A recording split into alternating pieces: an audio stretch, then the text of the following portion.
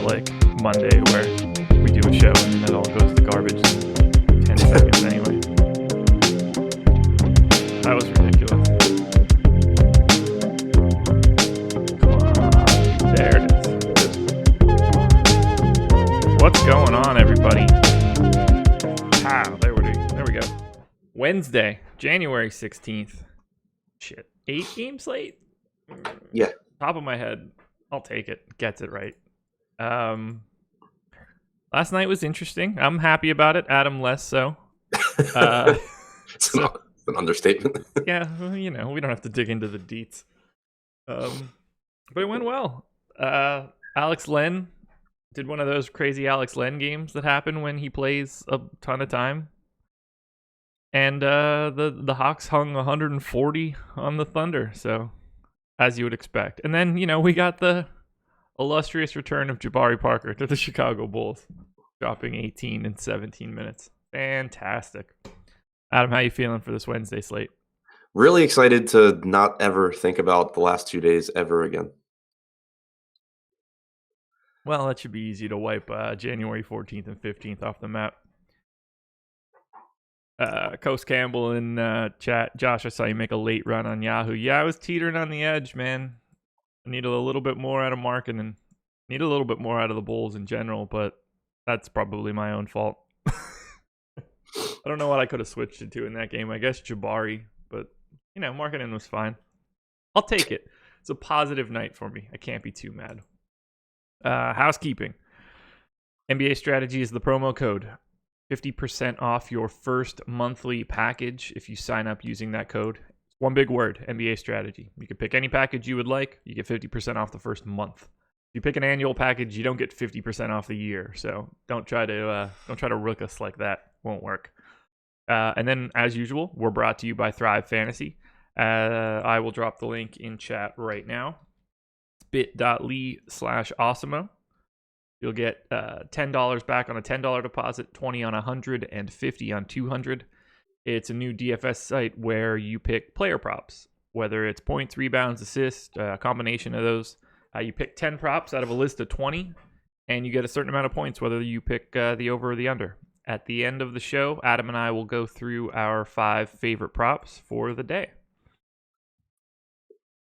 Ooh, man.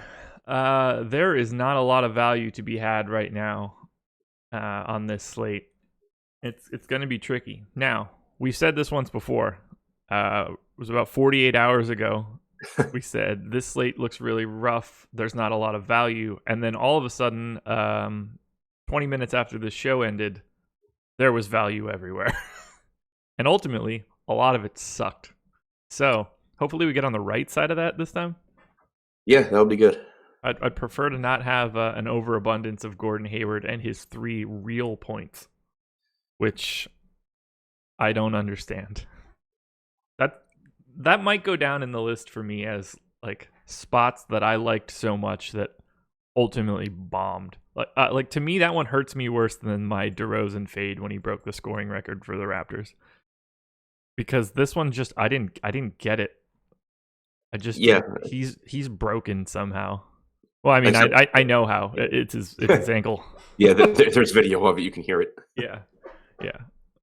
So let's try to avoid those landmines this time. Let me see if there were 2 games that didn't have totals yet. I want to see if they're out yet. They are not. So keep an eye on Memphis, Milwaukee, and Toronto and Boston. But you ready to get started? Yeah. The Pistons hosting the Magic, the solo 7 o'clock game for today.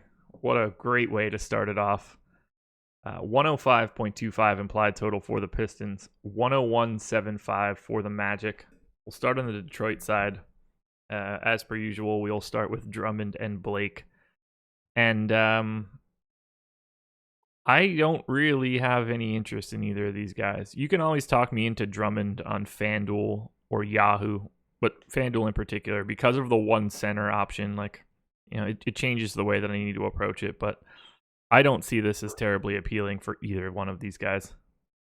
Neither do I, but where I do think it could become more appealing is I expect more value to open up because there are 8 games and it is the NBA and stuff's going to happen. But if it doesn't, and it really does get difficult to get up to that top tier of stars, then guys like Blake and Drummond just become more appealing because even though they're not like if we're assuming there's value, they're not great plays because I'd rather pay all the way up to other guys.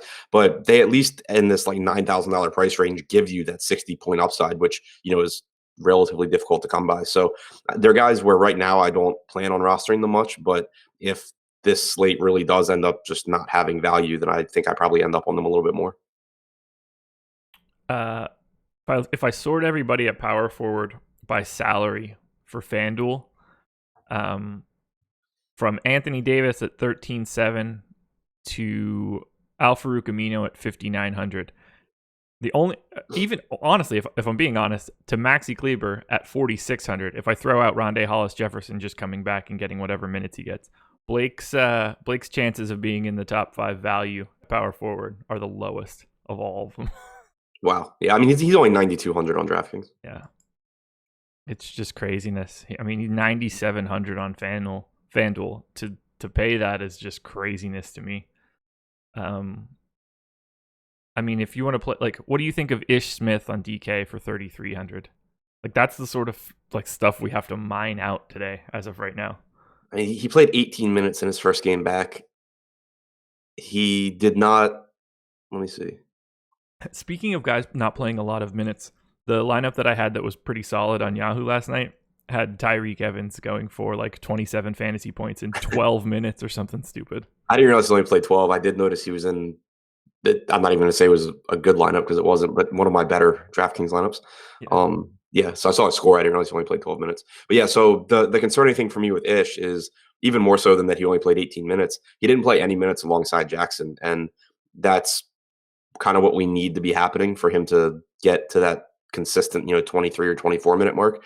And with how many wings Detroit currently has in the rotation with Kennard and Galloway and Brown, it makes it tough for me to really project Smith for more than like 20 minutes. Okay. I exaggerate. It's 14 and a half, but still. Yeah. I actually have Ish in for 22 right now. Do you have Jackson at 26, or do you have other guys losing minutes? I have Jackson at 29. I'm probably low on Bruce Brown, if anybody. And again, this can, as we get a little bit more information through the day, it might be a little bit easier. I assume they start to ramp Ish up. I mean, he was solidly playing before he went down. They had no problems going to, not that I'm telling you anything, they had no problems going to Ish and Reggie in the backcourt together. I would assume they would want to continue to do that, but who knows? So yeah, it's at least something I have an eye on for 3,300. Yeah, no, I agree with you there. My only concern is just that like they've been giving, pretty solid minutes now to like so many different wing guys where I mean, I guess it wouldn't be a huge deal to like just scrap a couple of those minutes and give them Ish, but it's just so much more. It's so crowded now that it's tough for me to really trust that until I see it. Okay. Do you have any interest in anything else coming out of Detroit? No, not really. $4,800 Reggie Jackson, again, if value doesn't open up, will end up being kind of like de facto decent value, but it's nothing I'm excited about. Okay. Magic side. Vooch, 9,200 on FanDuel, 89 on DK, $41 on Yahoo. That's a little scary, but I really like Vooch here. Yeah, I would rather play Vooch than Drummond. Even though I do like Drummond a little bit at 87 on DraftKings, you have Vooch at 8,900, and I mean this guy just does so much when he's on the floor. It's not a matchup that I'm really concerned about for him. I love the price tag on Vooch here. Yeah, he's my number one center on FanDuel right now. 9,200, but 89 on DK is fine. I haven't projected like a lot ahead of Drummond, which is kind of crazy to me. But I mean, Vooch over his last 30 days has been a 1.45 fantasy point per minute guy. Drummond at 1.16. Like, that's massive. Yeah. I would imagine most people on the surface don't think about it like that. I mean, I would probably have it more narrow in my head. So yeah, I'll be going to Vooch, and I'll happily have a little bit of Aaron Gordon. 7,500 on FanDuel, $27 on Yahoo, $7K on DK. Do you have any interest there? Not a ton. He's just he's always a guy that, if I get to him, I'm fine with it because he does occasionally have that upside where, he picks up defensive stats and he knocks down some threes and just has a good overall game. But I prefer him in faster paced games where his athleticism really comes into play. And this is not that. So yeah, not really in love with him. I do think $5,100 Fournier is reasonable. Like, it's Evan Fournier. It's not going to be fun, but the price tag's cheap enough. Yeah, he's been playing a lot of minutes lately. I have him in for 34. I don't love the 56K on FanDuel, but for 51 on DK, it looks nice. He's only $13 on Yahoo, which is fantastic. Grades out as number 3 for me. I almost used Fournier as the thumbnail for the Live Before Lock show tonight, but I was really nervous to search for pictures of him. Yeah, when I did it, I was like, fuck it, I'll find somebody else. Yeah, probably a good call. Yeah, I was reminded like how just unenjoyable it is to roster him the other night when he was like 47 on DraftKings.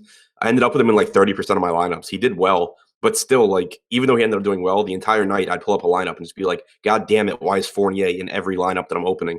And then, like, he ended up fine, but it's just like such a miserable experience watching him like slowly accrue fantasy points. We got a question in Slack. DJ scorched Detroit last game. What you say? Well, one, I say that I could care less how he did in the last game. DJ. Yeah. But if you can get to him for 4,600 on FanDuel. I find him to be wholly unappealing here. You said he's 46 on FanDuel? Mm-hmm. That seems pretty appealing. Just if we're going to get like 30 minutes out of him. Like, I'm not saying that I wouldn't have him, but he's pretty far down the list of like guys I really care about. Yeah, I think. Would you rather have him or Bryn Forbes at 4,300? DJ. Okay. What about Colin Sexton at 49? DJ. Okay. How many minutes do you have DJ projected for? 30. 30? Yeah. Okay. I'm at 28. If I move him to 30, I assume that he looks a little bit more appealing. But still, like, probably like, I don't know, the 6th or 7th or 8th best point guard. Yeah. Which is sort of just filler. Yeah, I agree. It's like it's Reggie. It's the same thing I said about Reggie Jackson. Like, it's kind of like de facto value if better value doesn't open. Right. That makes sense. Let me switch here to Orlando and I want to look at his most recent game log. Yeah, I'm probably misrepresenting him. I could probably give him 2 more minutes. Let's see where that moves him to. I have that damn Monte Carlo sim open in my Excel and everything's going so slow. I might need to shut that shit down, but I like referring to it. Yeah, he jumps to 9th on FanDuel for me if I get him up to 30 minutes. It works as filler. I'll never get super excited about DJ Augustin. I can't imagine wanting more than like 5 to 10%. Yeah, and for what it's worth, like, he's projecting pretty poorly for me, and like in this game. So I'm not saying I like him or anything. I'm just saying I think that there is at least upside at that price. That I agree with. Alrighty. I don't have much else here. Fournier on DK, Aaron Gordon, FanDuel, Yahoo, Vooch across the board. Yeah. The only priority for me from this game is Vooch. Definitely. Same page there. Get out of this. Celtics Raptors. I feel like they've played 600 times this year, but maybe it's just because every game is usually pretty good. Yeah. 110.5 implied total for the Celtics, 109.5 for the Raptors. As best I could tell, everyone's healthy on both teams. Yeah, Smart's still questionable, I think. Good point. But it looks like we should get as close to full strength as possible here. And pricing is kind of out of whack on these sites, so let's dig in a little bit. Kyrie, $8,900 on FanDuel, $8,600 DraftKings, $39 on Yahoo. I'm a big fan of Kyrie in this spot. Yeah, I like it more on FanDuel, obviously, than DraftKings. But yeah, there's upside there. It's just obviously a tough matchup here against Toronto. But whenever he's sub 9K on FanDuel, I end up getting a bunch of them. Yeah, this is one of those spots where balancing the defensive matchup which the Raptors have not been fantastic lately. But even still, they're a really solid defensive team, one way or the other. You have to expect Kyrie to play big minutes here if this game is close. Like these are the games where you kind of want to concentrate the minutes to the top end, the guys that you expect to close. These are the games that the studs come for. So that's why, I have Kyrie in for 34 minutes. It wouldn't shock me if it even went a little bit higher than that. But I'm going to have quite a bit of Kyrie here. I like this game way more than I should. Yeah, I agree with you there. On liking the game more than you should, not on Kyrie. No, no, I agree. Like Kyrie on FanDuel, I think is a really good play. Yeah, he looks 8,900 is just, it's too good. You're either paying another 1,100 for Curry. I don't see those as terribly different, or you're paying down $600 for what, Mike Conley, or you're getting to Bledsoe. Then all of a sudden you're all the way down to $7,200 Kyle Lowry, which is weird to see. Or you're going to Derek White, Elfrid Payton. So Kyrie seems like the best combination of everything. I don't know what to do with some of the prices for these guys on FanDuel. Marcus Morris is still $800 cheaper on FanDuel than he is on DraftKings. It's just nuts. Marcus Smart is only $100 more expensive. Gordon Hayward, the asshole, is $100 cheaper. Jaylen Brown's cheaper. Terry Rozier is cheaper. Jason Tatum is the same price. I can't imagine playing these guys on DraftKings, but what do you want to do with them on FanDuel? Unless someone stands out on DK for you. The only guy on DK that I'm still interested in is Horford. He's 5,900. He played 19 minutes last game. Don't forget they were getting their asses kicked by the Nets, so he didn't play the fourth quarter. He played 30 minutes the game before that. He's averaging over a fantasy point per minute over the last month, playing really well, and has power forward eligibility still. So on DraftKings, Horford's really the only guy out of that group that I'm still interested in. On FanDuel, it really comes down to ownership for me because the prices are really nice. Morris being cheaper is the one that really stands out. Hayward, I guess, like he should still get 26 minutes, but they've been super popular. Like people have been catching that. It's not like it's going overlooked. Right. There have been plenty of slates lately where I'll look at my Boston ownership on DraftKings and I'll have Kyrie at 5%, and then I'll look at FanDuel and he's 33% owned, and it's kind of the same thing for Marcus Morris. So they're just not guys that I necessarily would want to roster when 1/3 of the field is doing so. But I do think that they're underpriced. It's just that probably not underpriced enough where you want to be playing them as massive chalk in the spot. Yeah, that makes sense to me. Wow, ownership is out, and it is super flat. Curry, the high on FanDuel at 22. Clay, the high on DK at 20. That's what happens when there's no value out there. Yep. Hop back over here. So I love plates like that. Yeah, you and me both.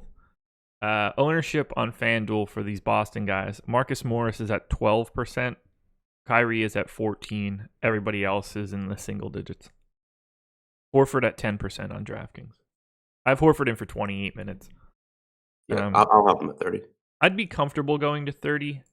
I feel like now with Baines questionable, it really does feel to me like they're just not trying to play Horford a bunch of minutes. I don't know if that they'll change that up for today specifically because of Toronto. But there's just something that feels really weird about Horford's minutes lately. Yeah, I mean, I don't know. They said that he was going to get 30 or 30 plus. He played 30.2, and then he was in a blowout. Like I don't know. Yeah. I get it. It won't really affect me all that much whether I move him from 28 to 30. But I totally get it. I'm worried about him for reasons I'm not entirely sure of. I'm worried about him just because I don't totally believe that he's as good as he's been playing, but okay. That's fair. Yeah, I have no problem cycling through these Boston guys on FanDuel, especially if they're going to be in the single digits. Someone's going to play well. That's not analysis that people care about. That's like the Spurs analysis. Like there's 4 guys on this team less than 4K. Somebody's going to have a good game. Yeah. All right, we'll go to the Raptors side. Kawhi, 9,800 on FanDuel, 9,600 on DK, $45 on Yahoo. He's looked good in these Boston matchups, or at least He certainly did in the first one. I believe that he did in the second one as well. What do you want to do with Kawhi here? More of a FanDuel play than DraftKings play, as always, since you have to roster the two small forwards. I just see no reason to really be getting the Kawhi on DraftKings when he's more expensive than someone like Vooch or even Blake or Drummond. I mean, it just is really, really tough to get there on DraftKings. But he has looked really good lately. He's handling the ball a ton. He obviously is the highest usage guy on the team. Watching that game against Washington that I was at when Kawhi played, he's running point for a lot of the game. He's clearly the focal point of this offense. So I think that he's a good play despite the matchup. It's just that it's really tough for me to get to that price point on DraftKings. Makes sense to me. It's so hard when you have the ability to like mix and match on DK to really prioritize Kawhi. He's at 5% ownership. That's oddly low to me, but I mean, makes sense for this slate. 15% on FanDuel seems pretty appropriate. I'll have some Kawhi on FanDuel. I know that I'll have some on Yahoo at $45. Nothing crazy, but I want to have a piece of it because this is the type of game where he could play 36 plus minutes. God, Kyle Lowry, man. 7,200 on FanDuel and DraftKings, $28 on Yahoo. Do you have any interest in him? No. I mean, he's the guy's got like a 17% usage rate alongside Kawhi this year. And they did actually stagger him and Kawhi last game, so that's helpful. Do you think that's a bad thing for the Raptors? Staggering Kawhi and Lowry? No, the Lowry's like passive nature. I think that it's the thing that if I were a team playing Toronto in the playoffs, it would absolutely terrify me, like how passive Lowry's been this year, because it seems like the kind of thing that potentially could just be like an on off switch. Yeah. And that in the playoffs, it just becomes some like monster tandem between Lowry and Kawhi. Yeah, I can't wrap my head around it. It's Lowry's like, I mean, it's obviously more so than before, but there have even been so many times where he plays alongside Van Vliet and just defers to Van Vliet. I have a feeling it's just a regular season thing where, whatever, let Kawhi do his thing, and then in the playoffs, not that he's going to take the ball back from Kawhi, but you'll see like Lowry step up as more of something more of a priority. Yeah, like I agree that everything should run through Kawhi Leonard. He's miles better than Kyle Lowry's best Kyle Lowry, but 19% usage is what I have him projected for today. Quibble on that number, but whatever it is, it feels like Toronto is a better team if that number's 23 or 24, and Right. there are less touches to someone else. And I'm sure it also doesn't help Lowry how good Siakam's been this year. True. He has been fantastic. Yeah, and not just scoring, like just doing everything. Did you listen to the Siakam Zach Lowe podcast by any chance? No. Really good. He's a really entertaining guy.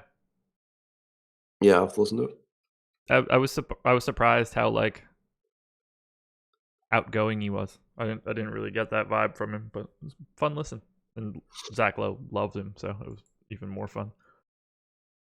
Speaking of Siakam, 6,500 on FanDuel looks mighty tasty. Only 12% ownership too. Yeah, that's great. Yeah, nice price tag, and then also OG being out. I mean, that's his direct backup, and we know that when a direct backup's out, sometimes you can get a couple extra minutes there. Plus, it potentially being a very tight, competitive game, between two teams that not that it's like a rivalry, but two of the top teams in the East. Yeah. There's you could certainly see kind of a couple more minutes for Siakam than normal. For sure. Yeah, I mean, this game matters a lot for, seeding purposes, tiebreakers. Like, there's a lot of weight on this game for regular season purposes. So I do like Siakam there at that price tag. 6,700 on DraftKings is a bit more of a tough sell. Yeah. 6K Ibaka versus 67 Siakam on DraftKings. I would lean Ibaka. As would I. I only have them separated by 0.4 of a point. So you're not making that up on $700. I have Van Vliet in right now. He's on the fence, I guess would be the best way to say it. Yeah. He's questionable, but it feels worse than that. I don't know. If Van Vliet is out, do you think it really makes a difference for anyone other than maybe DeLon Wright being mildly playable or Norm Powell being mildly playable. Yeah, it's tough because like with OG out and if Van Vliet's at, there's minutes there, but you have CJ Miles potentially coming back to steal like 12 minutes. Yeah. Yeah, I mean the best case scenario would be if you're running 150 lineups and no good value opens, you can certainly take a shot on Powell or DeLon Wright. Yeah. But it wouldn't be like, oh, Van Vliet's out, value's open, like let's go fire up the Norman Powell. Right. They might just distribute those to Wright, Powell, and Miles across the board, and no one really gets that immediate boost. Now on FanDuel, where Wright's 37, Powell is 36, CJ Miles is 35, completely different story. They can be worked in if you need a drop score. And on a day like today, dropping a 35 or 36, $3,700 guy is a bit more important until the value comes out. Right. So I mean, if we assume like so if we say Van Vliet is out and Miles is in, we assume Miles plays whatever minutes Pascal Siakam doesn't play out of 48. So we'll call that like 12. Okay. So that would leave us something like 12 minutes backing up Kawhi, 14 minutes backing up Danny Green, and 14 minutes backing up Kyle Lowry, 16 or 14 minutes backing up Kyle Lowry, to split between Powell and Wright most likely. Right. Yeah, it's tight. It's really tight. Nobody stands out in that scenario, that's for sure. Right. Are you on the Greg Monroe revenge train? Oh, man. No. I'm probably going to not be on that one all that much. They'd be better off if they simply didn't put him on the floor here. It was kind of funny. At one point during the Wizards game, it just kind of made me think about how like it's probably kind of a nightmare as a coach right now with like these traditional bigs that are still in the NBA, but they don't really have a purpose anymore. But you can't just like tell them they're not playing. Like the Wizards go small and they have like Jeff Green at center, but you still have Nick Nurse like begrudgingly subbing in Greg Monroe. Oh, Greg. Yeah, I've got him in for 10 minutes. I don't think he's going to be smashing in that amount of time. I don't have anything else here. I'm excited to watch the game. That's about it. Yeah. Should be a good game. Yeah. Oh, boy. Get ready for this one. The Houston Rockets hosting the Brooklyn Nets. 113 implied total for the Rockets. 109 for the Nets. Ooh, we have totals. The Toronto and Boston total is 222. I had it in as 220, so no real changes. And the Milwaukee-Memphis total is 209. I had it in at 214, a little high. So, Rockets are 4-point favorites at home. James Harden, 14,000 on FanDuel today. Whew. 13K on DraftKings, 59 on Yahoo, which is leading me to believe that they have some sort of mechanism in their pricing that no one will hit 60 because he's been sitting at 59 for a couple days. Look, there are two high price studs today on the slate, Harden and AD. I ran some crunches earlier today. If you play Harden and AD together, you cannot have a functional lineup as of right now. It's a lot of garbage in every other spot. How do you want to manage $14,000 James Harden on FanDuel or $13,000 James Harden on DraftKings? 14K on FanDuel, I think, is pretty tough. I had been on FanDuel specifically, not on, fade Harden, like don't play him, but I had been on like, you can definitely be underweight on him. I've liked Anthony Davis better a couple slates in a row now, just because the scoring is pretty unfavorable to James Harden on FanDuel in particular. Getting up to 14K, I mean, that's tough. It's just so hard for him to have like a monster FanDuel game when you don't get the extra points for the threes, you don't get bonuses, you lose a full point every time he turns the ball over. So, assuming that he's still going to garner ownership because it's James Harden and because he's just an absolute monster, then I'm fine being underweight on him. On DraftKings at 13K, obviously it's really tough to get to that price point if value doesn't open, but I still think there's plenty of upside for him. I mean, He gets all those bonuses on DraftKings. He only loses half a point for a turnover. He's going to play 40-plus minutes. It's a perfectly fine matchup against Brooklyn. There's nothing to dislike about James Harden on DraftKings. I don't disagree. That price is better. 19% ownership on DK, 16 on FanDuel. I'll say this. He's a top 5 value shooting guard on FanDuel. Second most out of everybody hitting that target score, which is just bonkers. Only guy ahead of him is Donovan Mitchell for me right now. I don't know what to do with someone that's 14K, especially on a slate where there's basically no one out there that makes that easier. Right. Yeah, if you're playing 150, you'll easily have some Harden lineups, some AD lineups. That's not going to be a struggle. I'd have a hard time, it's weird because if you want to play him on FanDuel and you're playing one lineup and you start with him, your construction is immediately different than if you don't start with him. And if you don't start with him, you probably don't end up with him. Right. Because as soon as you put 3 guys into that lineup, you're already priced out. I got the question, how much Harden on the first crunch? 10 to 15%, somewhere right around the field, which feels okay. I just don't know what to do with him. He could go for 100 today, kind of blindfolded. Yeah. I don't know how to reconcile it anymore. Do we play Harden if you're playing one lineup on FanDuel? I mean, my guess is more often than not, way more often than not, no. Right. And again, for me, it's assuming people are still going to play Harden. I assume Harden, and I don't have the projections in front of me, but just throwing a number out, let's say Harden is still 30% owned at 14K.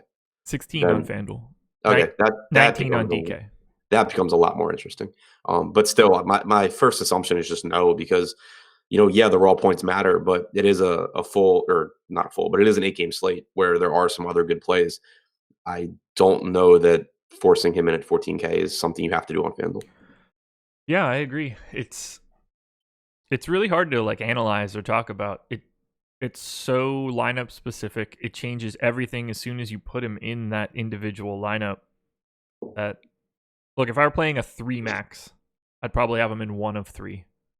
I'd probably have an AD lineup, a Harden lineup, and a nothing lineup. Yeah, probably seems right. If I'm playing one lineup, I mean, it's all hypothetical. If it were that easy, we'd all have the exact same single entry lineup. Do you think Eric Gordon plays today? Eric Gordon is questionable.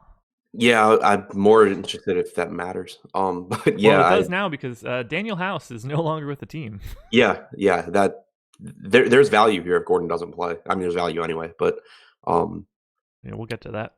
Yeah, so I mean, I'll assume Gordon plays just because why not? Yeah, I have him in for 30 minutes right now. Yeah, same here. Otherwise, I got nothing, man. There's just too many. Harden's going to play 48 here. Right. What does Gordon take away? Yeah, he doesn't take away anything. There's too many minutes to go around right now. Him coming back doesn't negatively affect really anybody. Right. If Gordon plays, he essentially doesn't even take all of House's minutes. He takes most of House's minutes, and then you still have a few minutes to go to the other guys. Yeah. If Gordon doesn't play, you now have 30-plus minutes to disperse to James Ennis, Green, Gary Clark, whoever else. I don't know. I have no interest in Eric Gordon if he does play. Do you? I don't think so. The price tag is, I mean, he's still 6K on DraftKings. It's not like we're getting him at some discount coming back. Right. Yeah, I'm not there. I can be talked into 5K Austin Rivers on FanDuel, which is a statement I didn't think that I'd say before the season started. Similarly, $15 on Yahoo. There's no way I'm paying $5,400 for him on DraftKings. No, me neither. So the one positive for Gordon would be that, he'd get his, 10 minutes or whatever without James Harden. But it's the same thing we talked about before he got injured. He was really popular for a while once Chris Paul got hurt, but it's not that big of a boost for him because James Harden plays so many minutes that most of Gordon's minutes are still coming with James Harden running point. You're still not getting a lot of point, Eric Gordon. Right. What in the world does that team look like without James Harden on the floor now, and no Capella and no Chris Paul? Austin Rivers, Gordon, PJ Tucker. The Cavaliers. That's what they look like. But worse, right? Yeah, they would Like lose. way worse. That unit would lose to the Cavs. Yeah, they don't have anybody that can create their own offense reliably. That's a dreadful team, as it should be. I mean, that's what happens when you take those sorts of guys off the floor. Yeah, I mean, what team in the NBA would be good when you take their second, third, and fourth player out? The Raptors. Yeah. And the Celtics. I don't know. Yeah, pretty much. The Raptors really, like, for sure are an East playoff team. I'm cool if you get any PJ Tucker just because of volume. I'm cool to get a little bit of Gerald Green because of volume. But Gary Clark, 3,500, flat minimum on FanDuel, flat minimum on Yahoo is less appealing, oddly enough. Well, not oddly enough, but like he's not very good. But on FanDuel, there's utility because of the drop. So I'm going to be playing a lot of Gary Clark on FanDuel today. I'll probably have him on DraftKings too, just because the price is so cheap. Yeah. Him and PJ. So in the game against, damn it, where'd it go? In the game against whoever they played last, I somehow just lost my popcorn machine. I think it was Memphis, right? Yeah. In the game against Memphis, now this is a team that played Marc Gasol at center for 25 minutes. Joakim Noah played 11 minutes, so they had a real center out there for 36 minutes. You still got a combined 26 minutes, I think it was. 14 from Nene, 7 from Chris, 7 from Hartenstein. So you got 27 or 28 combined minutes from those guys at center. Everything else was PJ Tucker and Gary Clark. Now you're facing the Nets team that is going to have Jared Allen and Ed Davis that demands the Rockets play some sort of a real center, even less. So I think you still get a bunch of minutes at the 5 from Clark and Tucker in what's really an appealing matchup here against Brooklyn. So even though Clark's not very good, I think that on a slate with very little value and a near minimum price tag on DraftKings, an actual minimum price tag on FanDuel and Yahoo, that he's actually pretty appealing. And it also lets you play, he has small forward eligibility on DraftKings, so you can play a small forward who is going to get center minutes. We're getting Harden's due for a letdown game. Harden's tired. Fade him. Guys, he's shooting these 30 fucking times a game. He's shooting like they're saying it for this reaction at this point, right? Oh my god. He had the letdown game. You went 1 for 17 from 3. Yeah, you put up 75 fantasy points. Like, that's the letdown game right there. It became meaningless. Did you see what his usage rate was against Memphis? No, but I'm guessing it was north of 50. Keep going. 60? 60.8 on basketball or on in like the player list on Fantasy Cruncher. How many turnovers did he have? 5. Wow. So he had a 60% usage rate and only turned the ball over 5 times. Yeah. 57 points, 9 rebounds, 2 assists. They won by 18. Yeah, like he's blowing teams out. Yeah, there's no such thing as a letdown game here. The letdown is if he's not on the floor. Because he's not coming out here and shooting 12 times. Right. And keep in mind, he did whatever he did against Memphis in 34 minutes. Yeah. 74.8 fantasy points in back-to-back games on FanDuel, but this most recent one in 34 minutes of action. He took 33 shots in 34 minutes, plus 18 free throws. I don't even know what to say anymore. Could you imagine if he had like a crazy stocks game too? Well, that would involve him doing things he doesn't do, but yeah. He does it way more than you'd think. Yeah, I was saying more playing defense, not picking up. Like last, I don't know, 10 or so. 2, 4, 2, 2, 1, 1, 1, 2, 3. That's just steals. A bunch of games with 2 blocks. Like you combine one of those and get a 4-3 there, and he gets 21 points from that. Yeah. So I mean, like, there's barring injury and foul trouble, there's a better chance and I haven't run numbers, I'm just throwing it out there for your thoughts. Is there a better chance he scores over 100 or less than 50 fantasy points? Assuming he plays, 38 minutes. I assume it's pretty close. 50 is probably the answer, but it's way closer than it should be. Let me see what I have here.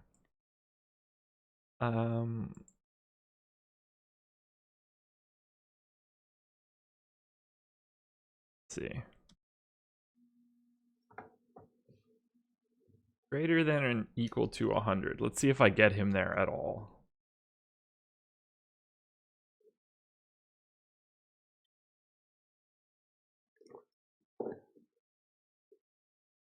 That's not how that formula works.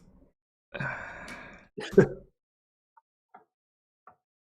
had him go over 100 5 times out of 5,000 sims. All right, yeah, that's still pretty low. Yeah, I mean, it wouldn't shock me if it were like, let me refresh. Like, if I hit refresh and just generate 5,000 more, it hops in like the 5, 6, 7 range. Under 50 is 290, so that's what? I can't do that math in my head. 5%? Yeah. Ish. Yeah, 5 to 6% of the time he goes under 50. God. Changing the game up. I love it too. Keep gunning, man. Yeah. Go hard. Well, and it's great because like people, it's like now people are like bitter about it and they're just like talking about him stat padding and stuff. Like he's winning the game single handedly. If Harden gets you 70, you can't win. What? I got nothing. That's not how this works. Nope. No, it is not. Even more valuable today without any value out there. Yeah, so Gary Clark's my dude as sort of a pay down option on FanDuel. Let's talk about Brooklyn. D'Angelo Russell coming into his own. 7,900 on FanDuel, 7,300 on DK, 31 on Yahoo. Now, this is not a great spot just because of how slow Houston plays. But Russell is my number 4 ranked guy on FanDuel, DK, and Yahoo. You a believer in this sudden change for D'Angelo Russell? I have to be. I've been rostering this guy nonstop for the last like 3 years. Yeah, I mean, I still love Russell here. The price tag, obviously, it's come up $800 on DraftKings, but keep in mind that he was just egregiously underpriced in that game against Boston at 6,500. So he's still, I think, underpriced at 73 here. I mean, you're talking about a guy who legitimately can go out there and give you 55, 60 fantasy points at a $7,300 price tag. I love D'Angelo Russell again. Same. 26 shots against Boston. Took 19 shots in 27 minutes against Toronto. He took 20 shots against Atlanta in 25 minutes. Dude's gunning. Gunning for real. I'm in. Yeah. No issue with it whatsoever. Wouldn't be surprising at all to just see this turn into a fourth quarter of D'Angelo Russell and James Harden dribbling down and just jacking shots within like 4 seconds of the shot clock. Yeah, I'll take it. After that, I'm pretty dubious of the rest of Brooklyn. I'd like to like Jared Allen more. I don't feel like I ever have a pulse on when he's going to be good or get minutes. Spencer Dinwiddie right now, I mean, clearly grades out well for any reasonable projection system. He is not what he has been for, the past year and a half. Something's different with him. Don't know what that is outside of maybe just he's moving a little slower because he's got too much money in his pockets. What do you want to do with the rest of this Brooklyn team? I mean, yeah, I don't know what the deal is with Dinwiddie's performance, but without knowing anything, I still just kind of end up rostering him because he's just so cheap. It's one thing if the price wasn't falling, but I can't really get away from him. I mean, he's 54 on DraftKings. I don't have FanDuel in front of me, but he's 54. Been really cheap there. Yeah, I mean, he's been really cheap there for a while. He absolutely killed me last slate, but that can't be something that I carry over. He's just not shooting. Yeah, it's 6 field goal attempts in the most recent game, 7 before that. He had a 6, a 9, a 7, a 7. This is all of his scores since December 28th. 14, 22, 21, 23, 15, 17, 29 against Atlanta. 14 shots, I might add. Then 16 and 12. It's not even just... It's just outwardly bad. So, I mean, I think we don't want to play him with D'Angelo Russell. Sure. That's probably the common theme here is Dinwiddie's shots have fallen off a cliff while Russell's shooting 25 times a night. Yeah. Yeah, we can't. I mean, that makes it really hard to justify. If they're playing the Kings or something, or Oklahoma City, some really high-paced game, I think you can think about it a little bit more. But when possessions are at a premium in this spot, and Dinwiddie is deciding to basically take 40% of his possessions off. It's a tough sell. He grades out really well for me. I don't know how to stop that from happening, but he is not shooting like he was. Now, he could certainly roll out here and shoot 20 times, and it would not shock me one bit, just enough to screw me over. So I certainly had him 2 nights ago, but it's tough. 5,400 on DK makes it pretty easy to just get away from him. See, I think I'll still probably have him there. I don't mean entirely, but like, yeah, 5,400 on FanDuel is significantly more appealing. Yeah, no question about that. As far as Jared Allen goes, I mean, I think it's a good spot. You know, he actually played 33 minutes last game too. I think that he's 5,600 on DraftKings. I think that's actually pretty appealing here. Like, this Houston front court without Capella has nobody that should be able to do anything, you know, to stop Allen from getting rebounds or scoring. And he has, you know, block upside here too. So I like Jared Allen. It's weird. I feel like PJ Tucker is a bad matchup for Jared Allen. So, I mean, I don't know how much they actually play on the floor together, though, because, like, I still think you're going to get mid-20s minutes combined from the other guys. Yeah. And Tucker, some of his minutes will be with the second unit against Ed Davis. It's true. 5,600 for Allen, you know, where you could have multiple centers on DraftKings, I think makes for a nice, like, rotated center crop. Do you want any other part of Brooklyn? Like, what do you expect out of Hollis Jefferson? How do you think that impacts everybody else? Yeah, I mean, I expect Hollis Jefferson will come back and play around 20 minutes, and it just makes everything else really unappealing because you'll lose some minutes for Kurucs, you'll lose some minutes. Trevion Graham, I expect to, you know, take a hit. So it makes it less appealing. If Napier is back also, then things are getting really, really crowded. Yeah, I have Napier in. I have Rondae Hollis Jefferson in. I have all these guys. Basically, no one above 24 minutes unless their name is Russell, Allen, Dinwiddie, or Harris. Yeah, that seems right. So, tough for me to get there. $3,600 Ed Davis on DraftKings, I think, is kind of appealing, but 13% expected ownership as well. Yeah, I obviously don't play him with Jared Allen. Right.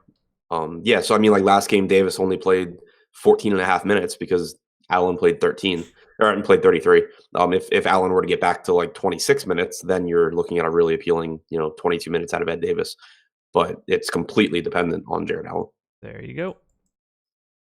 Hit that like button, everybody. Now that we're here, helps us out big time. Moving on, the Memphis Grizzlies hosting the Milwaukee Bucks. Grizzlies 101.75 implied total. Bucks 107.25. Pace up spot for Memphis and all that jazz. What was the final of this? You know? Of what? Memphis and they didn't play yesterday? Man, I thought they were playing a home and home. That was Miami. Fuck me. Yeah, Never mind. Stupid M teams. Trips me up. M teams that have god awful rotations. Yeah. It's very, very similar teams, very similar locale, or very non-similar locales. All right, Gasol and Conley. 7,400 on FanDuel for Marc Gasol, 7,100 on DK, $27 on Yahoo. If this is what you normally think is Marc Gasol, he's probably one of the most popular guys on the slate. He's at 6% ownership on FanDuel and 7% on DraftKings. Do you want any Marc Gasol here? Yeah, I think the price tag is just worth it. I agree. It's not that it's a great matchup at all against Milwaukee, but you know, Gasol just does so much stuff when he's on the floor. You know, he hasn't been great lately, but still over the last month, he's averaged a little over a fantasy point per minute. You're probably going to get around 34 minutes, assuming the game is competitive. And he's only 7,100 on DraftKings now, 74 on FanDuel. So, you know, even if he comes in at, you know, a point per minute, you're fine. And if he remembers how to play basketball or stops being hurt or something, like, you're even better. Yeah, he grades out fantastic for me here. Brook Lopez is a nice matchup for Gasol, I guess. It's not anything too crazy. I think Marc Gasol just like the better version of Brook Lopez? Is he still shooting a bunch of threes, or has that tailed off? Mark. I haven't checked, but I was gonna say like the much better version. Not as a 3-point shooter, but as an overall player. I wonder what team he's going to be on at the end of the year. And yeah, he's still shooting threes. Yeah, 4 a game. Basketball Reference nicknames are the best. How many times have you ever called Marc Gasol the Big Burrito? 0. Same, but I'm gonna start. I'm definitely throwing that in on the deeper dive with Lofty, and Lofty's just going to be so confused. I love it. Yeah. So the Big Burrito grading out as the number 2 center for me on both FanDuel, DK, and actually Yahoo. So I'm gonna have a hard time not having some here. I'm pretty excited for that show now. There you go. He won't know either. That's the best part of it all. Yeah, There's no, no way he's listening to this shit. Yeah. So who do you like on Memphis? The Big Burrito is going to have a great game. He's going to be like, what the fuck? I can't wait. I can't wait. I'm just going to start typing in other people's names then to get some nicknames. What do you want to do with Conley? He's only $29 on Yahoo. I think that's appealing, but I'm not wild about him anywhere else. He's just it's pretty appealing there. 7,600 on draft. Like it's tough for me to say I'm going to prioritize $7,600 Conley over $7,300 Russell. Right. No fun nickname for Conley. No nickname whatsoever for Jaren Jackson. So yeah, we already got that one. I don't remember what it was, but I think it was Jaren Jackson. Yeah, that makes sense. They don't have it listed on Basketball Reference, so yeah. I don't. Jackson for $19 on Yahoo continues to be appealing. I'm good. I mean, 5,600 is fine on DK, I guess. Yeah, I mean, he played 31 minutes last game and sat the final 3.5 minutes because of the score. So again, if he can stay on the floor, like the minutes are there for him. Yeah, he's going to be seeing a lot of Giannis as far as staying on the floor goes. Good luck with that. Yeah, but again, right behind not predicting blowouts is not predicting foul trouble. So I think that Jackson, just leave it to tournaments, but there's clearly upside for him here. What do you think of anyone else here? Is it still punt Garrett Temple time? Is it any Omri Caspi time? I mean, I think you should see a bunch of minutes again for Temple. Their rotation last game was just so weird. Even one of the Memphis beat writers was complaining about how it just made absolutely no sense. Like you had Javon Carter start, play reasonably well, and then essentially just not play anymore. You had Justin Holiday play a total, including his 4 garbage time minutes, of 14 minutes. So if you take that rotation as what they're going to do moving forward, then you're looking at 25 minutes from Caspi. You're looking at in a competitive game 25, 26 minutes from JaMychal Green, 24 minutes from Mac. But I just have no confidence that that's what they consistently do, because they shortchanged Holiday, they shortchanged Carter. I think that going to these secondary guys is just a real dice roll. Not to say you can't do it across 150 lineups, just keep that in mind. And you probably shouldn't have a ton of confidence in the minutes of basically anyone not named Garrett Temple out of that group. Yeah, I'm with you there. There's not much to like. And the thing is too, on slates like this, if no other good value opens up, you're just going to naturally see more ownership forced on the guys like Shelvin Mack, and so you just end up getting guys like that at higher ownership than they really should be. God, I hate the Grizzlies so much. Yep. All right, I'm gonna pitch to you. Talk about Giannis. My dog's freaking out, and I need to go figure out what he's doing. Okay, so Giannis is really good. It's a tough matchup for him, obviously, against Memphis. A slow-paced game, good defensive team. He's $2,000 less expensive on DraftKings than James Harden is, which, if you're going to get an ownership discount, is appealing. The problem is that he's only $800 less than Anthony Davis.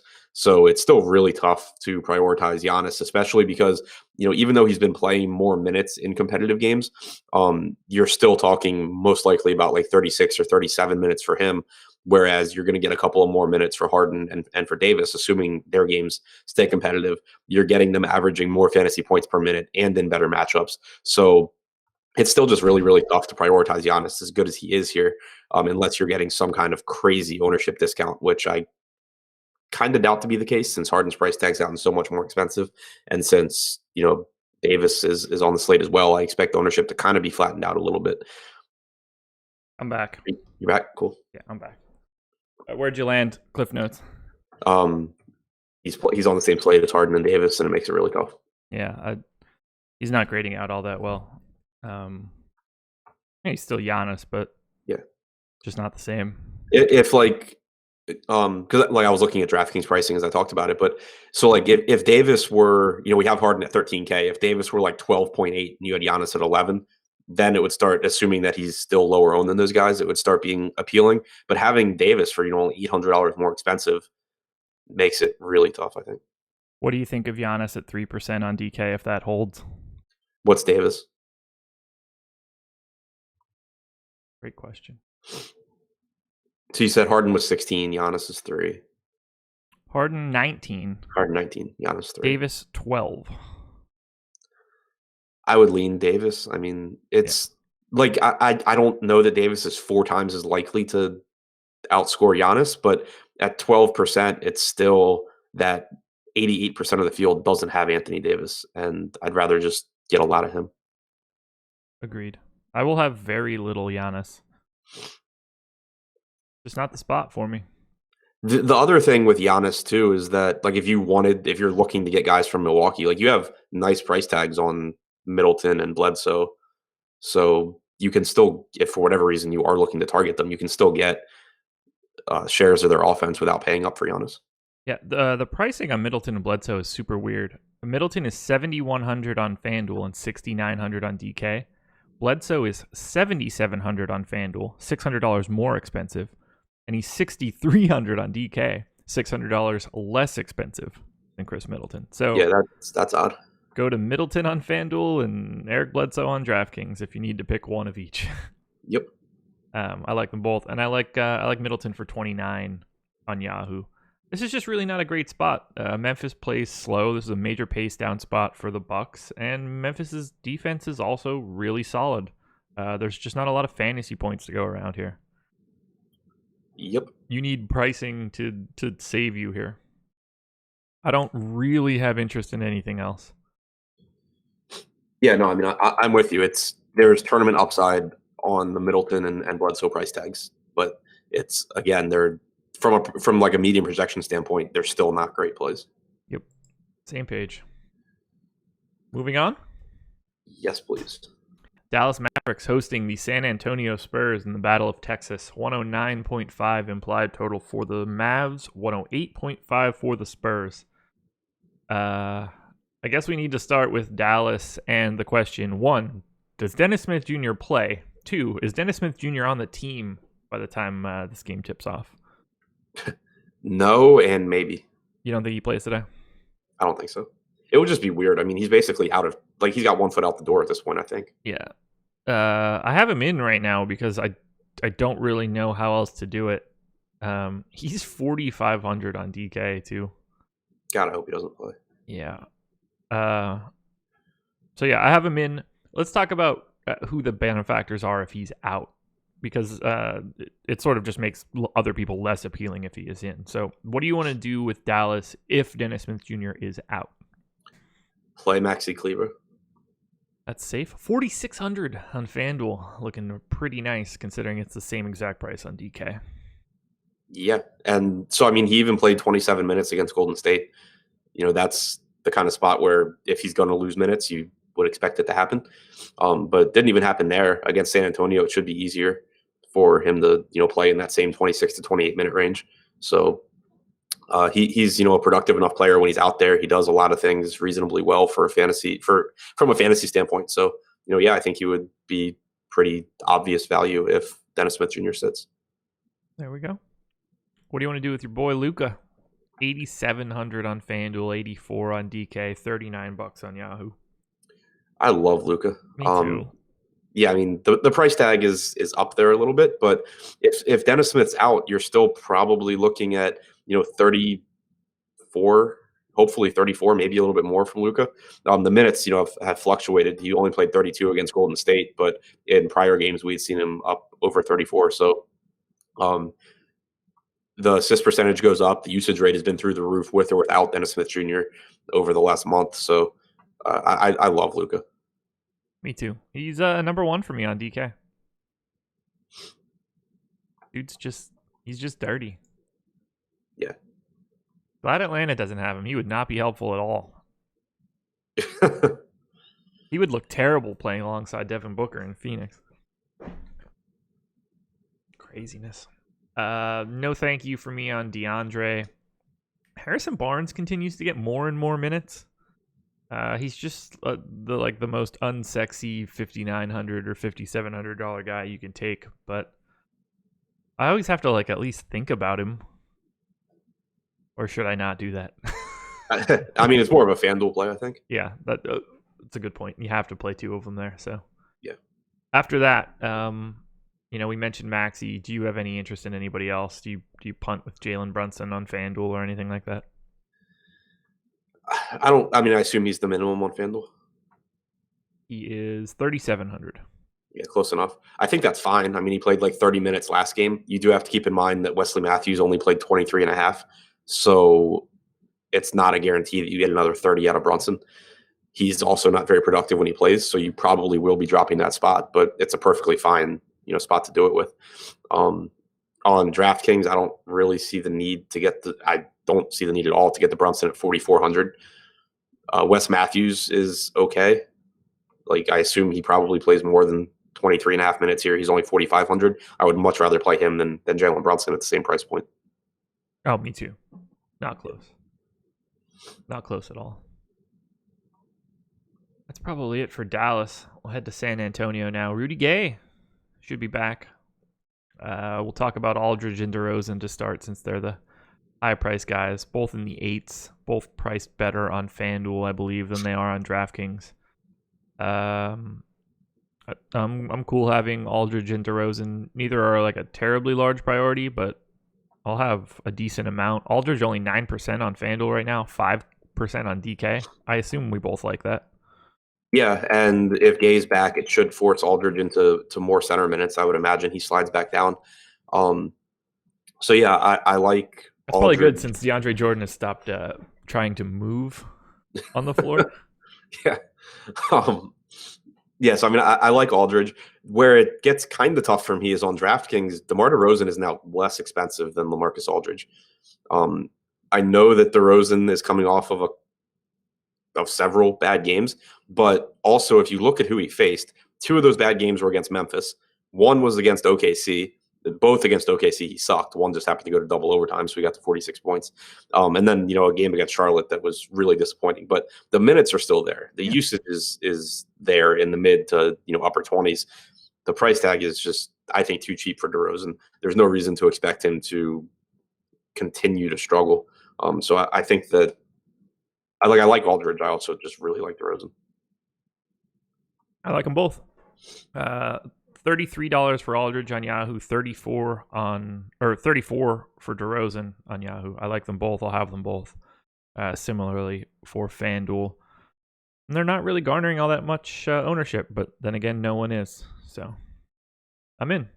What do you want to do with Rudy Gay now that he's back? 5,500 on FanDuel, 5,300 on DK, $20 on Yahoo. It's just really tough to trust his minutes. They've been all over the place even before he stopped playing. So I don't hate it at that price. He clearly has upside if he plays 30 minutes. It's just that I think it's more likely he plays 26. I have him in for 25 right now. Yeah. So I'm with you. It's a bit of a tough sell for me. How do we handle all of these increased minutes for Derek White and Bryn Forbes? Do you think it matters with Rudy Gay back? I think you might lose a little bit there. Is Bellinelli back yet? I have him in. He's questionable, I believe. Yes, I mean, if Bellinelli's in too, then it starts to make things pretty tight. I still imagine that White plays, around 32 minutes. He's young, he's good, he's playing well. Forbes, I think they could shave some minutes off and nobody would notice. Patty Mills can go back to playing 18 minutes.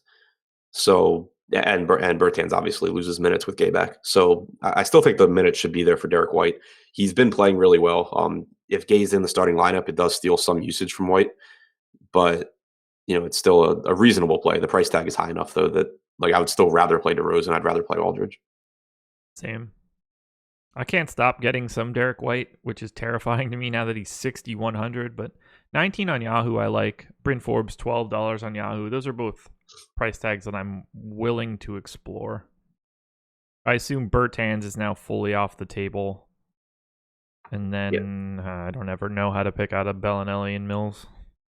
Yeah, I don't really see a need for either one outside of 150 tournament lineups. Like if Bellinelli's in, I'd rather go to him just because I think they play similar minutes. I think Bellinelli's the one that's more likely to just like knock down a bunch of threes. Okay. Boy, 10 o'clock. Portland Trailblazers hosting, I don't know, whatever the name of the Cavs G League team is. 115 implied total for the Blazers, 102.5 for the Cavs. Cavs 11% worse on a per possession basis, giving up fantasy points. Dreadful. We'll start on the Portland side. Appealing matchup from a defensive standpoint, not an appealing matchup from a pace standpoint. We'll start. Dame is 10-1 on FanDuel, 9K on DK, $34 on Yahoo. I love Dame on Yahoo, and I probably won't have any on FanDuel at 10-1. That is just too big of a price tag for him. Yeah, I almost never get to Dame, but and I doubt that I will at that price on FanDuel. On DraftKings, I think 9K is appealing too. This is probably where we should give the disclaimer that I'm not treating this game as a foregone conclusion that it blows out, even though there's a good chance it will. For all the reasons that we always talk about. If it blows out, there's a good chance that Dame went nuts. If it blows out, there's a good chance that it blows out late enough that Dame loses like 2 minutes. Everyone else sees the line and it adjusts their ownership on Dame. Every other reason it's stupid to talk about blowouts. Yeah, I'm with you. It won't affect me. I have their minutes in. Whatever they come out with at that minute projection is where I need to be. Right. And so that being said, yeah, I have Dame as a good play. I have Nurkic as a good play, a really good play. Yeah, I like those two guys a lot. Yeah, Nurkic, 8,800 on FanDuel looks good. Only 8% ownership. I'll be over the field there. $34 on Yahoo. I'm in. CJ, 6,500 FanDuel, 66 DK, 22 on Yahoo. I like him on Yahoo. I'm tolerant of him on FanDuel. I probably wouldn't be interested on DraftKings. Why did he only play 30 minutes last game? Not sure. Like, I don't think that's the norm, but it's just worth noting, I guess. Yeah, I have him in for 34 now. Yeah, I was going to go to 34 also. Yeah, I'm with you, though. 66 on DraftKings, I can just... I don't think that there's a markedly big difference as far as consistency goes from rostering McCollum at 6,600 or Dinwiddie at 54.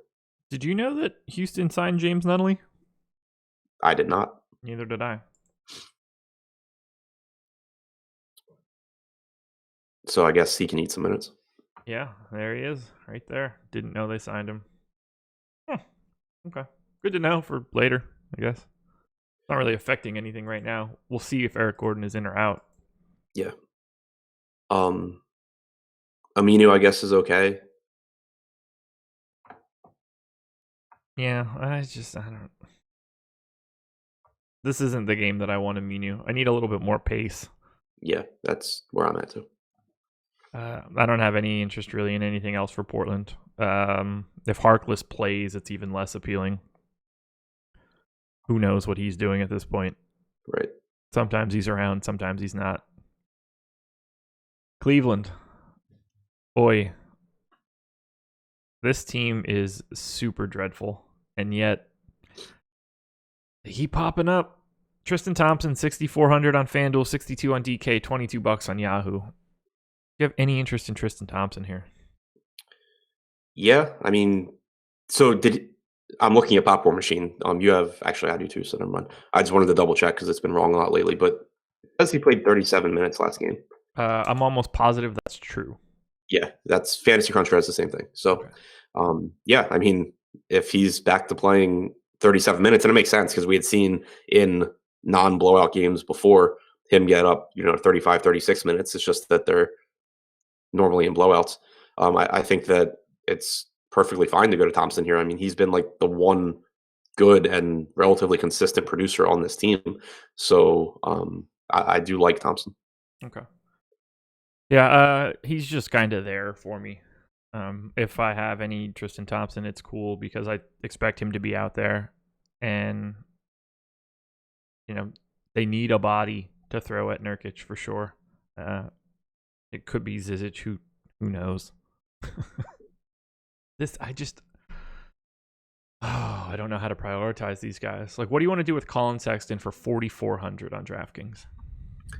If I get there, I get there. I mean, he's really similar to me to DJ Augustine.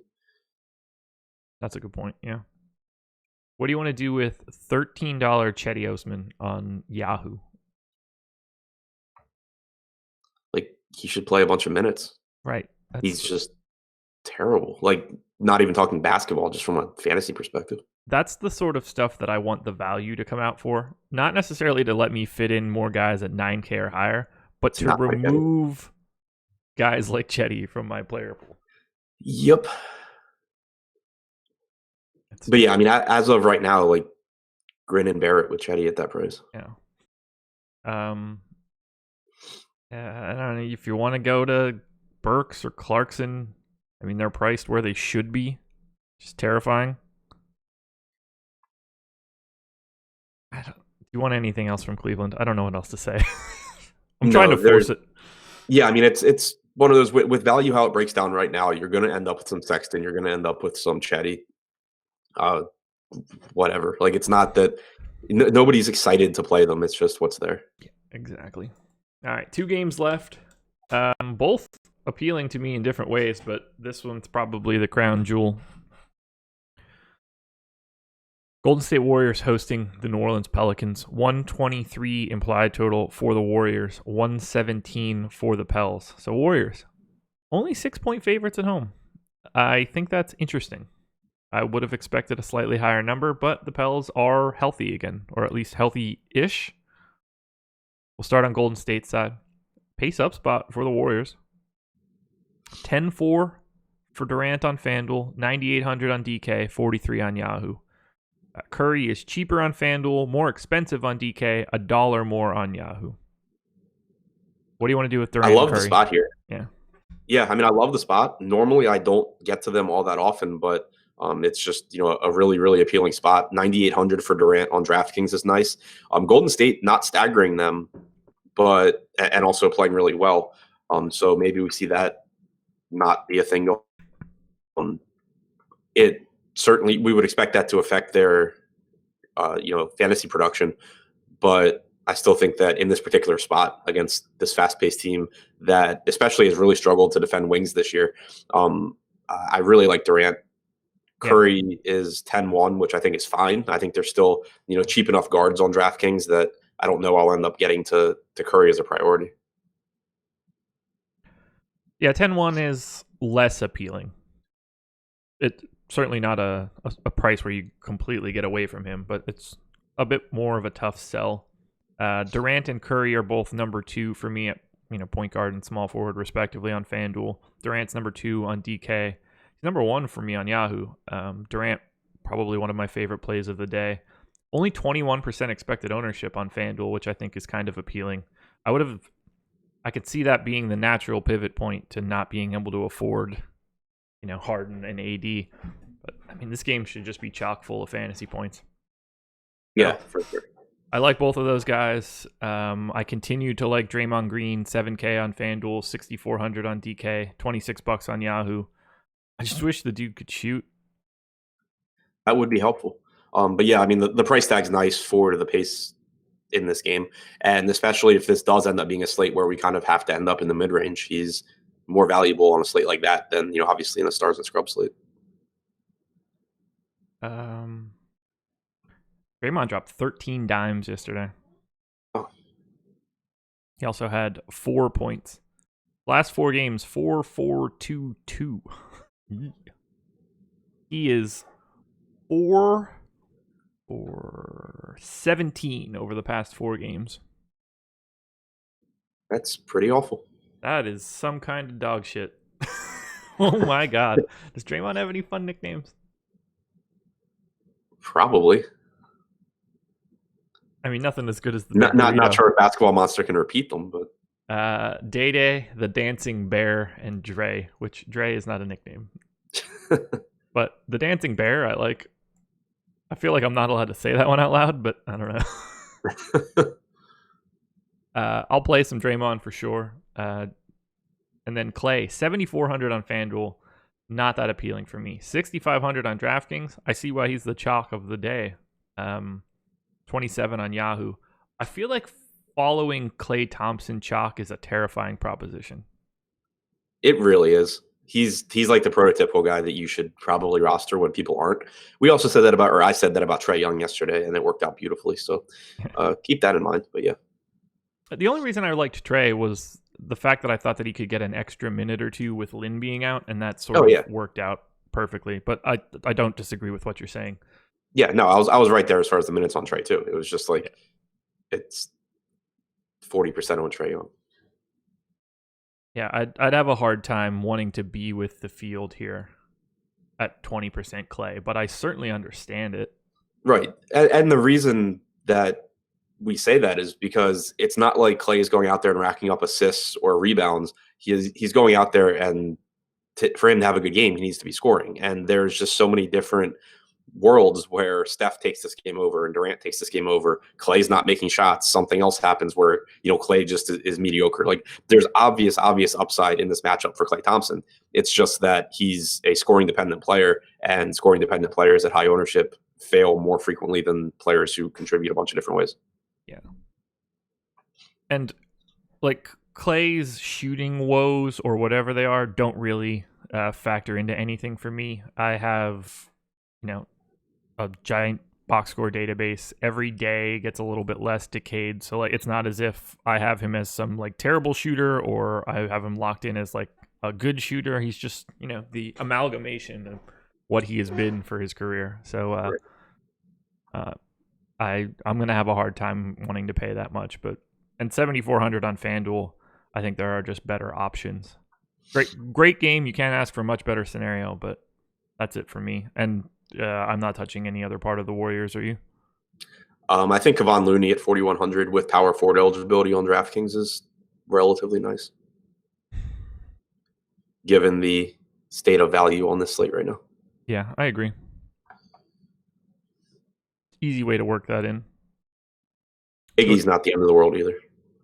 Go to the Pels. AD 13-7 on FanDuel. $300 cheaper than James Harden. 11-8 on DraftKings, $59 on Yahoo. Another point as to why I think that there's a cap at $59.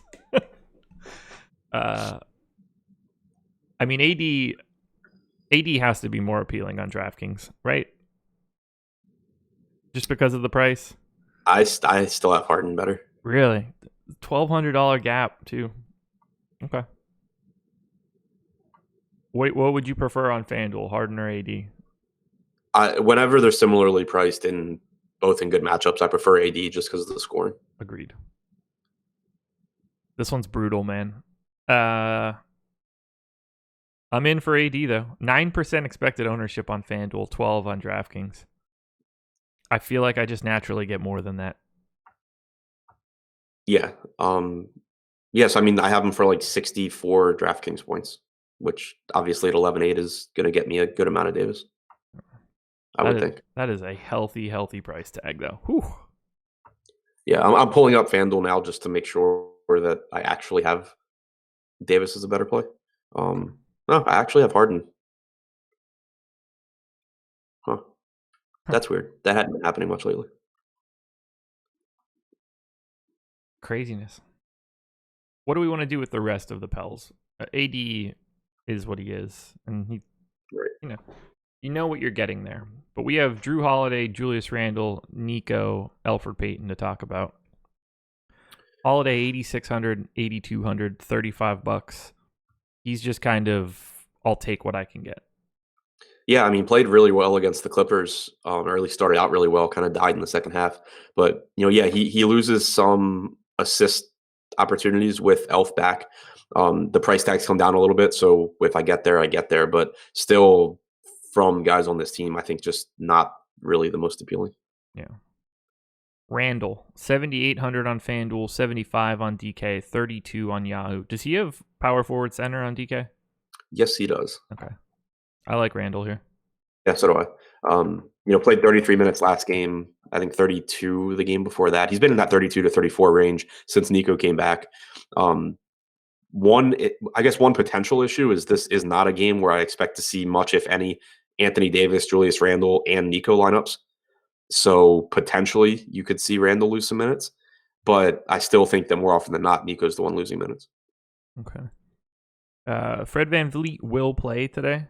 Nunley available. CJ Miles still questionable. That all just came through in the last 10 minutes, so just pushing that out there. I have Nico in for 28 minutes. I think that you can make a case for him mildly on Yahoo. I'm not terribly enthusiastic about having him today. No, me neither. I mean, he also played. Granted, he did deal with fouls, but he played 17 minutes against the Clippers. He did indeed. But yeah, I mean, he did have fouls.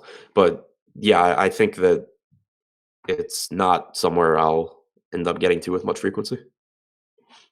I want to see if Mirotic has a nickname. Thrikala, which is lame. Now I can't stop looking these up.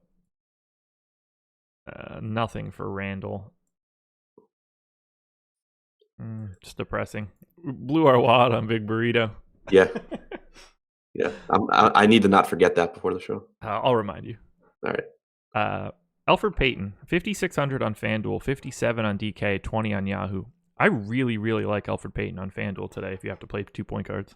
Yeah, I agree. And so I'm kind of torn on him because it's between like loving him and liking him. So he played 29 minutes against the Clippers.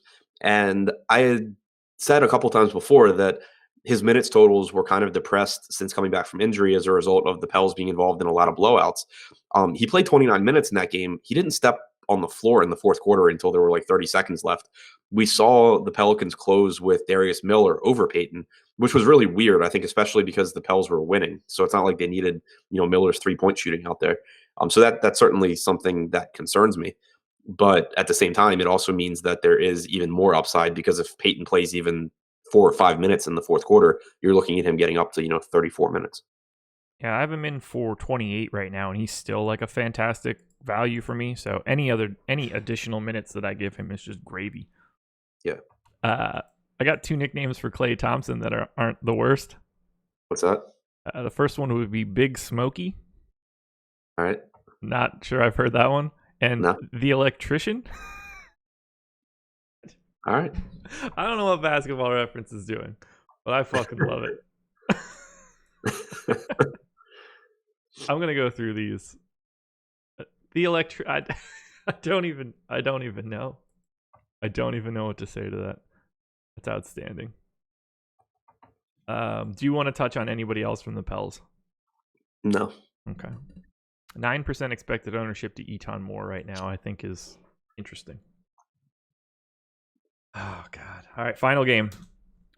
Clippers and Jazz, 112.25 implied total for the Clips, 110.25 for the Jazz. 2-point favorites for LA. We will start on the Clippers side. 7,900 for Montrezl Harrell right now, 72 on DK, 27 on Yahoo.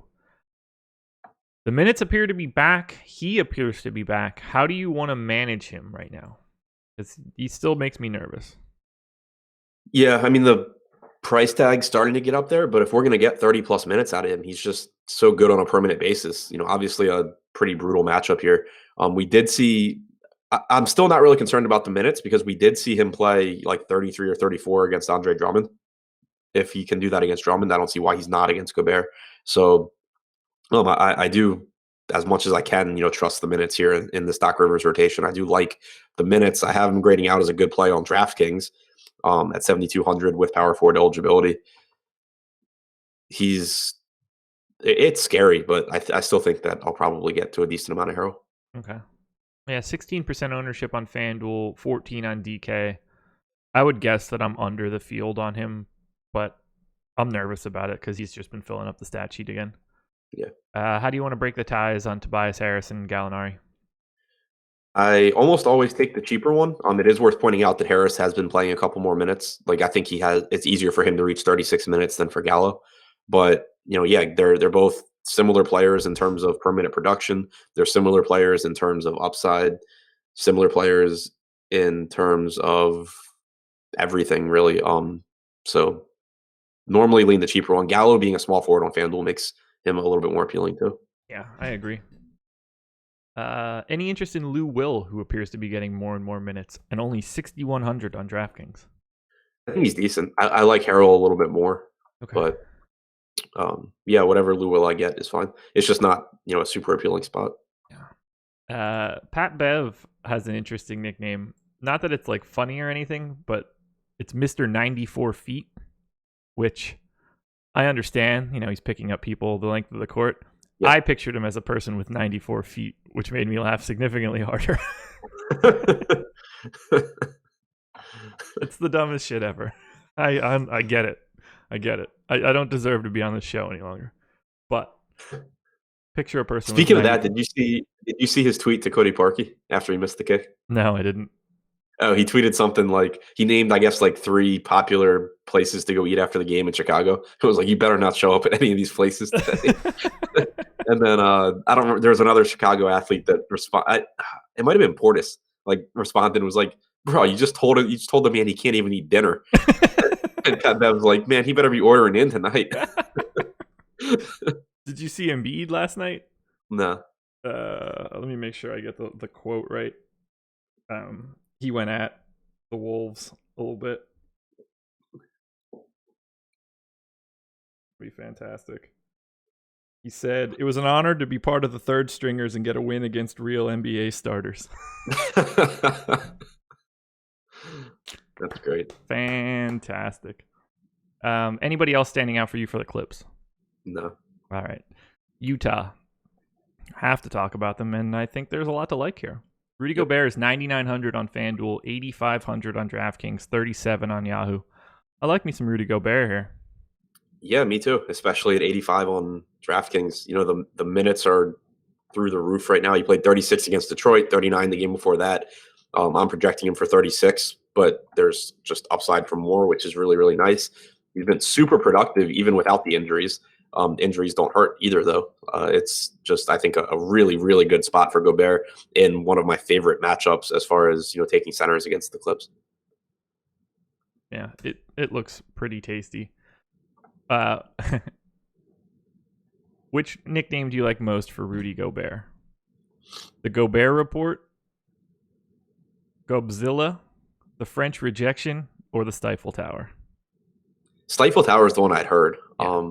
I like the French Rejection. So do I. Stifle Tower is good, though. Yeah. That's a really good nickname. You never call anybody that, but it's fun to reference it. Right. It's no big burrito. Donovan Mitchell, 9K on FanDuel, 91 on DraftKings, 38 on Yahoo.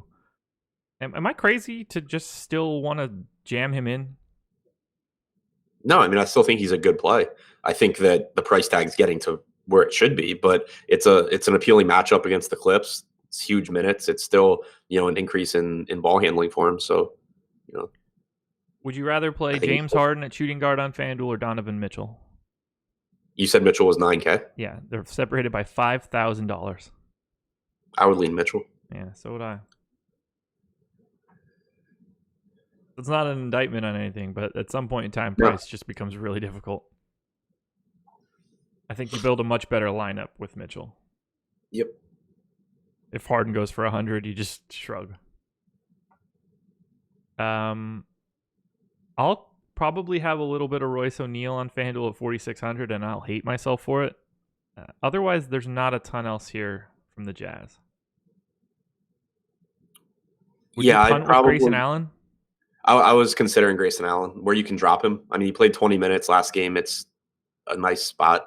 He certainly can steal some minutes if he's knocking down shots. There's a pretty good chance that it gets you like single-digit points, but at like a minimum price tag, especially on FanDuel where you can drop him, I think it's fine. Okay. Yeah, I don't disagree there. Korver played 32 minutes last game too. What do you have him for today? 26. Yeah, okay. Yeah, I'm good on the rest of this. I think we're done. Yeah, sounds good. Let's look at some props. Thrive Fantasy, everybody. Dropping the link in the chat once again. bit.ly/Awesemo. Gets you 10 on 10, 20 on 100, and 50 on 200. We'll take a look at our 5 favorite props for today's slate. First up on the list, and it's one that I want to actually look at for once. Nikola Vucevic. 19.5 points. I hadn't actually seen the prop. I just heard the name. You only get 95 for the over, though. All right. Well, I got him at 21.5, so I think I'm still taking the over. I have him at 21, so I will also take the over. What else do we got here? Points, or no, sorry. Excuse me. 105 points for the over. Rebounds plus assists, 11.5. What do you think of the big burrito tonight? Rebounds and assists. I got him at 12.8. So, yeah, that's going to be the over for me. Spell his name wrong? Should I have typed in big burrito? You have him at what? 12.8. What did you do? Yeah, 12.8. It wasn't refreshing. I still have the damn sim in here. Yeah, I have him at 13.6, so I'm clearly taking the over. I'm getting a big burrito deluxe tonight. James Harden. Points, rebounds, and assists. Even action on both sides, 53.5. This is like probably the easiest prop they have, right? Yeah, miles above that number. Yeah, I'm at like 40, 50. Way. Yeah. Way over. I have 59.5. Yeah. I don't know why I can't do this math. It's really simple addition, but I'm struggling with it. You got it. Go for it. All right, so 41.5 plus 11.5 would be 53 plus 7. So I have like 60. There you go. I just wanted you to get that for yourself, you know? I was like pulling up the calculator and like hating myself as I did it.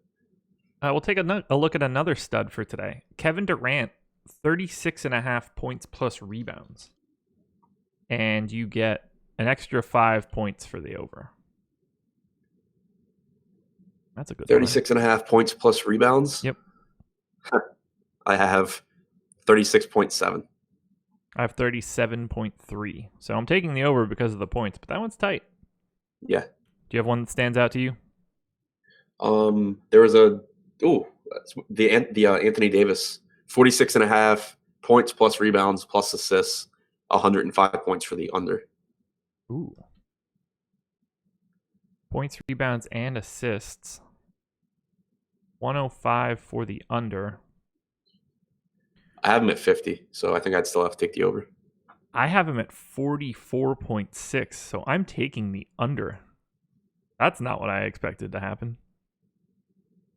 What do you have his stat line at? He doesn't really get assists. 31, 15, and 4. Oh, God, weird. I have 28, 13, and 4. Yes, we're in the same ballpark. Yeah. I didn't realize he didn't get that many assists. I mean, it makes sense to me, but... Alrighty, everybody. That's 5 Thrive props. ThriveFantasy.com if you want to check it out. bit.ly/Awesemo. For the rest of the day, first hit that like button. That will help us out tremendously. Lofty will be here with the deep dive in the early afternoon. Deeper dive at 5 today? Right? Yeah. Deeper dive at 5 today. Adam and Lofty breaking down the slate. 6 p.m., you'll get Chris and Eddie taking you all the way up until lock. And then on the late night, we'll have Jason and Ben doing their live before lock for golf for tomorrow's tournament. So we'll have a little bit of golf content as well. NBA Strategy is the promo code, 50% off your first month if you use that code. One big word, 50% off your first month. That's all I got. You got anything else? Nope. Alrighty, everybody. Best of luck tonight. Let's hope some value opens up. We'll talk to you again tomorrow. Good stuff.